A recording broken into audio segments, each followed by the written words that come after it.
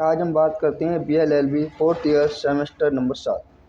विषय भारत में न्यायालय विधिका तथा विधिक व्यवसाय का इतिहास। इसमें हम कुछ प्रश्नों पर बात करेंगे। प्रश्न नंबर 1, सन 1600 ईस्वी के राजपत्र के मुख्य प्रावधानों का वर्णन कीजिए। भारत की न्यायालय पद्धति ब्रिटिश व्यवस्था को सामान्यता मिलती जुलती है, जिसका प्रारंभ भारत में सन 1600 ईस्वी से हुआ।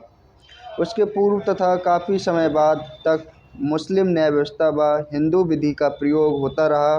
कालांतर में इन विधियों का स्थान अंग्रेजी विधि ने ले लिया।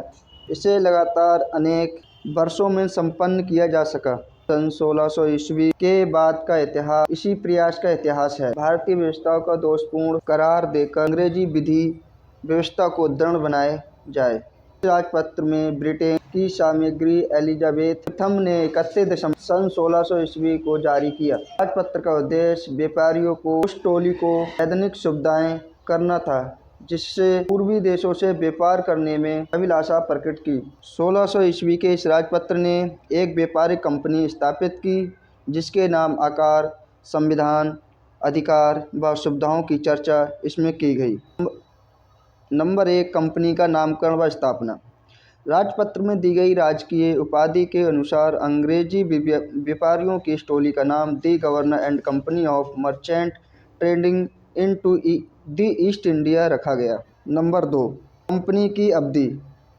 सन 1600 ईस्वी के राजपत्र में कंपनी को व्यापार करने के लिए 15 वर्ष की अवधि प्रदान की गई। ब्रिटिश अधिराज्य का अधिकार था 15 साल की अवधि के बीच में ही किसी समय इसे उस परिस्थिति में समाप्त कर सके जबकि कंपनी का व्यापार ब्रिटेन के लिए हानिकारक साबित हो या ऐसा होने की आशंका उत्पन्न हो सकी।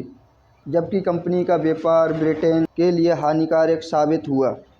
अवधि को बीच में समाप्त करने से पूर्व कंपनी को 2 साल की नोटिस देना आवश्यक था।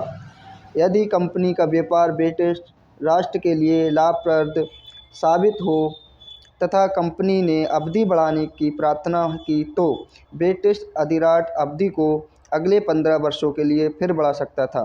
राजपत्र के इस उपबंध का प्रयोग कुछ कारणवश शीघ्र ही करना पड़ा, जबकि कंपनी की प्रार्थना पर उसे कुछ अतिरिक्त सुविधाएं सन 1609 में जारी किए गए राजपत्र द्वारा प्रदत्त की गईं।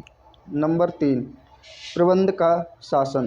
कंपनी का संचालन प्रजातांत्रिक विधि से करने का निर्देश था। कंपनी के सारे शेयर होल्डर सम्मिलित रूप से एक आम सभी जनरल कोड का निर्माण करते थे, जो प्रत्येक वर्ष अपने बीच के सदस्यों में से 24 व्यक्तियों की संचालन समिति कोर्ट ऑफ डायरेक्टर्स का चुनाव करती थी। Court of committee court of director के सदस्यों को द्वारा चुनाव फिर अगले सत्र में के लिए किया जा सकता था। संचालन समिति के ऊपर गवर्नर की नियुक्ति की गई। जनरल कोर्ट संचालन समिति के किसी सदस्य को बहुमत के प्रस्ताव द्वारा उस स्थिति में पद से हटा सकती थी यदि यह सिद्ध किया जा सके कि संबंधित व्यक्ति ने अपने पद का दुरुपयोग किया अतः वंचित प्रदर्शन नहीं किया जा सका। नंबर 4, कानून निर्माण का अधिकार।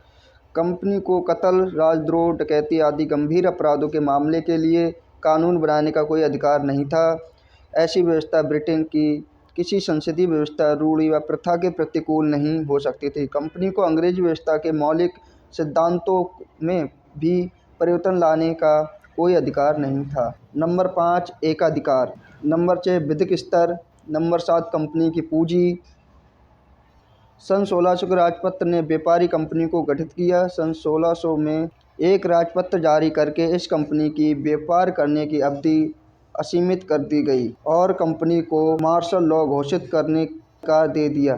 सन 1600 पर ये मामलों में कमीशन नियुक्त करने का अधिकार दिया गया। सन 1624 में 1615 के राजपत्र में अनेक अधिकार भूभाग के लिए भी दे दिया।